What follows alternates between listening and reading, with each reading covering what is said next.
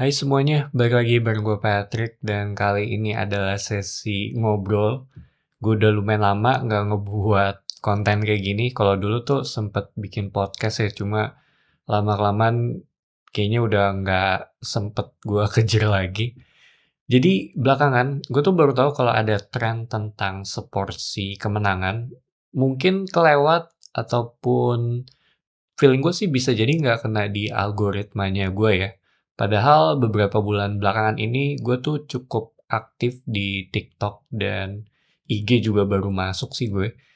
Yang ngebahas film juga gitu. Jadi kalau kalian cocok dengan berbagai kurasi ataupun konten-konten film gue dan pengen lebih update juga bisa ngeliat di sosial media lainnya gitu yang akan gue tulis di bagian deskripsi atau komen ya. Tapi balik lagi ke topiknya, gue sih ngelihat hal ini ya, itu tentang atau lebih jatuhnya lebih ke celebrate the moment sih. Which is good ya kalau menurut gue, menghargai apa yang udah kalian dapat sejauh ini. Karena gue pernah dengar satu kutipan di mana bunyinya kayak gini, keadaan lo yang sekarang adalah keadaan yang lo inginkan dari beberapa tahun lalu gitu. Dalam konteks yang benar ya. Walaupun ntar biasanya ada juga nih gitu yang bilang atau yang komen, kayaknya gue ngerasa keadaan gue lebih buruk deh dari yang sebelumnya gitu. Tapi balik lagi ya hidup ya emang gitu, kadang naik dan turun ya. Mungkin kalau yang udah ngelewatin cukup banyak berbagai macam lika-liku kehidupan akan ngerti sih di mengenai opini gue tadi gitu.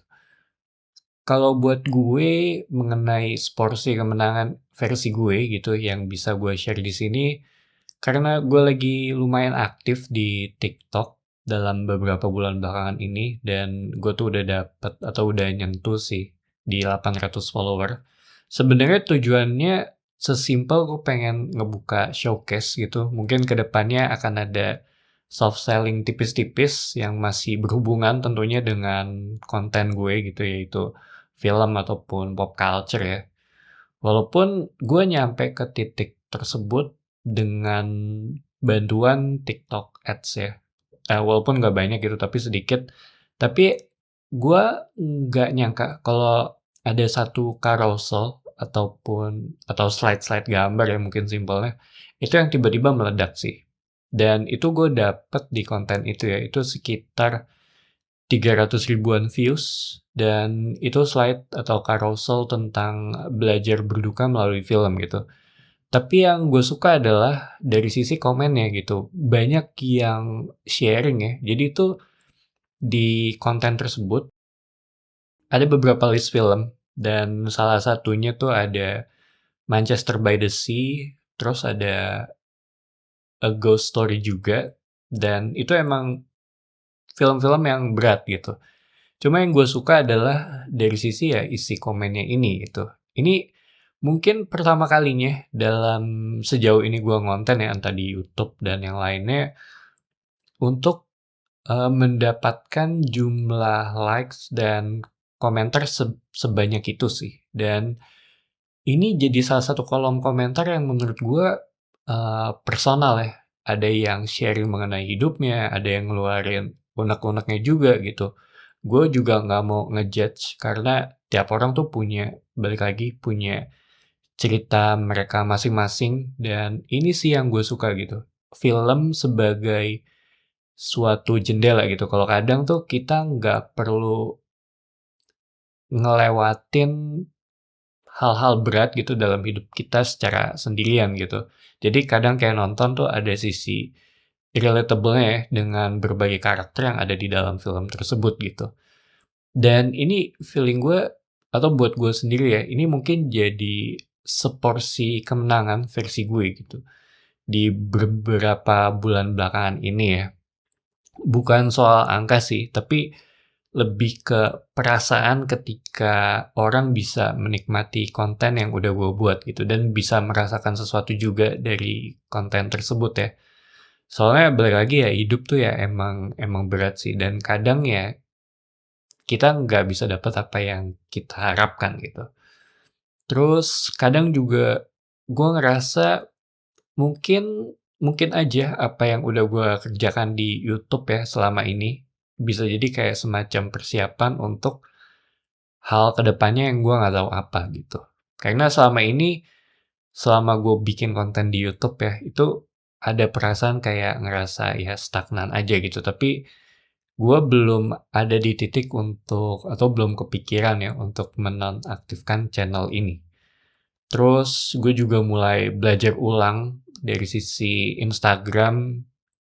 Cuma yang nggak gue suka dari Instagram ini ya, biasanya tuh gue nge-draft postingan gue dulu di sana, nggak langsung gue publish, dan tiap kali gue ngebuka draftnya untuk ngelanjutin ngeditnya, itu ada beberapa yang nggak ke-save ya, terus mungkin nggak responsif juga, dan kadang jadinya ya kayak harus kerja 2 kali gitu. Itu yang ngebuat gue agak males sih. Mungkin karena gue kan ngeditnya atau nge-post-nya tuh melalui HP gue Android ya, gue pakai Poco X8 Pro yang biasa, mungkin nggak se-optimize ketika lo menggunakan di iOS ya untuk hal Instagram ini gitu.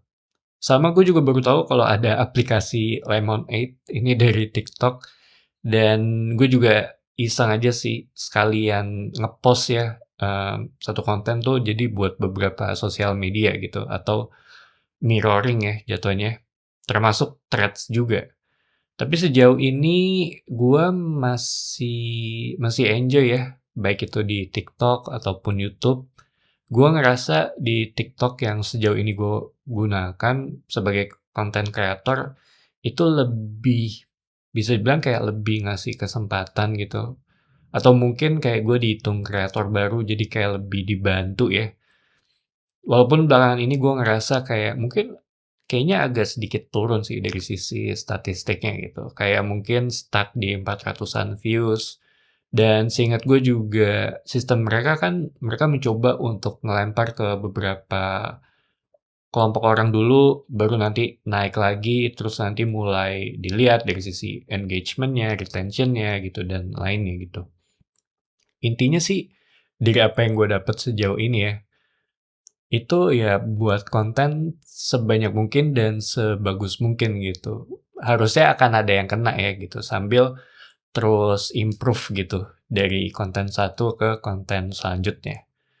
Sedangkan dari sisi kehidupan gue ya, gue lumayan enjoy dengan kehidupan gue yang belakangan ini.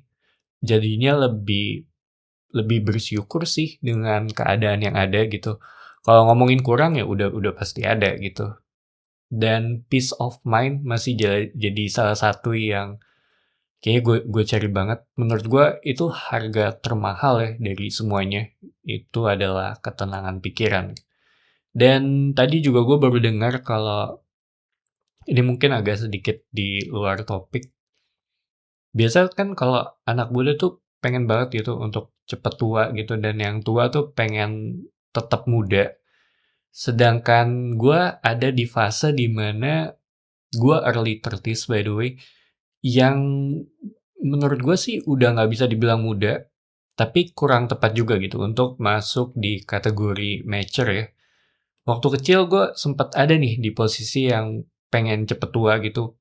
Karena pada saat itu ya sesimpel gue pengen untuk bisa main game secara bebas gitu dan nggak perlu ikut aturan rumah ya. Cuma ketika gue ada di posisi gue yang sekarang, yang gue lihat adalah ya dari sisi tanggung jawabnya gitu. Dan itu terasa banget sih. Mungkin yang diinginkan kebanyakan orang ya, jatuhnya tuh lebih ke sisi ya kebebasannya gitu. Dan menurut gua kebebasannya itu ditukar dengan tanggung jawab gitu. Sebenarnya ya kayaknya ini lebih cocok dibuat satu episode khusus ya. Dan hal ini yang menurut gua bisa dibilang jadi kayak kemenangan kedua ya untuk gue sih, yaitu kesadaran gitu atau self awareness gitu. Kalau hidup ya emang harus terus berjalan dan terus beradaptasi. Jadi kurang lebih itu aja sih, seporsi kemenangan belakangan ini. Thank you buat yang udah nonton. It's me Patrick signing off.